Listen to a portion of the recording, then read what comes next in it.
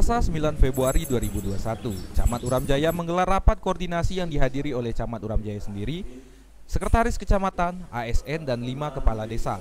Rapat koordinasi tersebut untuk membahas pemilihan anggota BPD baru di tiap desa yang ada di Kecamatan Uram Jaya.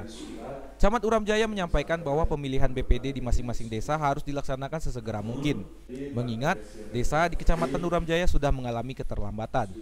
Untuk langkah awal pemilihan BPD desa harus membentuk panitia yang terdiri dari 3 orang perangkat desa dan beberapa tokoh masyarakat yang di desa minimal 7 orang. Untuk desa harus memiliki 5 orang anggota BPD yang berasal dari desa masing-masing. Dari hasil rakor tersebut, kelima desa akan langsung melakukan tahapan pemilihan BPD mulai dari malam nanti guna untuk mempersingkat waktu. Camat Uram Jaya berharap bahwa pelaksanaan pemilihan BPD berjalan dengan baik dan dihimbau ke seluruh desa terkait segera melakukan pemilihan BPD. Oke, terima kasih. BPD ini dalam situasi pandemik COVID-19 ini sudah pasti apapun itu yang akan disepakati di musyawarah desa nanti sudah pasti kita harus menekankan untuk menjalankan protokol kesehatan.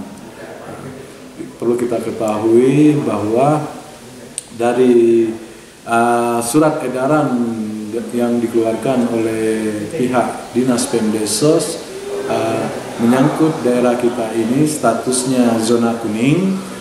Untuk perekrutan BPD ini bisa dilaksanakan 2 versi, yaitu secara pemilihan langsung dan juga secara musyawarah yang akan dilaksanakan di desa tersebut.